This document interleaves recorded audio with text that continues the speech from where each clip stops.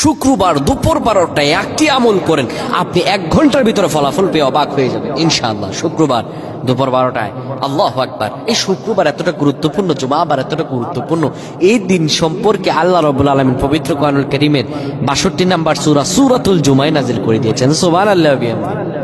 আমার আল্লাহ তাআলা এই দিনকে এত গুরুত্বপূর্ণ করেছেন। আমার আল্লাহ বলেন, ইয়া আইয়ুহাল্লাযীনা আমানু, যারা ঈমান এনেছো, ইযা নুদিয়া লিস-সালাতি মিন ইয়াউমিল জুমআহ, যখন তোমাদেরকে জুমার আযানে ডাকা হয়, ফাসআউ ইলা যিকরিল্লাহি ওয়া যারুল বাই', দুনিয়ার সব কার্যক্রমগুলো বন্ধ করে দাও, দুনিয়ার সব কার্যক্রমগুলো বন্ধ করে দাও, দুনিয়ার সব কিছু তখন নিস্তব্ধ করে দাও। আল্লাহু আকবার। এই শুক্রবারকে আল্লাহ তাআলা অত্যাধিক গুরুত্বপূর্ণ করেছেন। পৃথিবী সৃষ্টি করেছেন শুক্রবারে, আবার পৃথিবী ধ্বংস করবেন শুক্রবারে। হযরত আদম আলাইহিস সালামকে এই পৃথিবীতে পাঠিয়েছিলেন শুক্রবারে, আবার এই পৃথিবী থেকে নিয়ে গিয়েছেন এই জুমাবার শুক্রবারে। হযরত ইউনূস আলাইহিস সালামকে মাছের পেট থেকে বের করেছিলেন এই জুমাবারে। হযরত ইব্রাহিম আলাইহিস সালামকে নমরুদের অগ্নিকুণ্ড থেকে বের করেছিলেন এই জুমাবার শুক্রবার। আল্লাহু আকবার।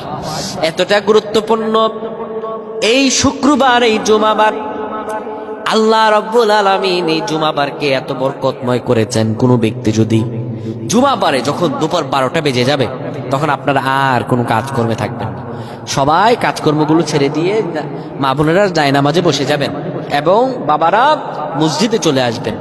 এসে কিবলামুখী হবেন, আল্লাহর খাস নাম 7 মান পড়ে যা চাইবেন আল্লাহ আপনাকে তাই দান করে দিবেন।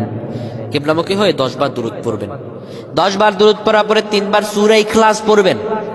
3 বার সূরা ইখলাস পড়ার পরে এবার 7 বার আল্লাহর এই খাস নামটি পড়বেন, আর রহমান, আর রহমান, আর রহমান, আর রহমান।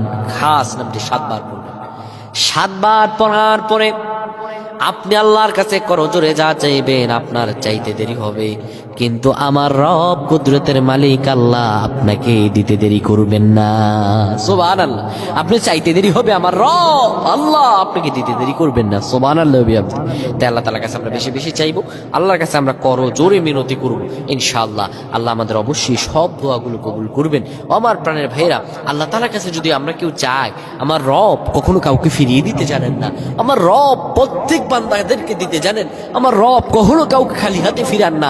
আমার আল্লাহ বলেন, বান্দা তুমি আমার কাছে চাও, যা চাইবে আমি আল্লাহ তোমাকে দান করে দিব, তোমার চাইতে দেরি হবে। ও বান্দা, আল্লাহ বলেছেন, ফাযকুরুনি আযকুরুকুম, তুমি আমারে স্মরণ করো, আমিও তোমারে স্মরণ করব।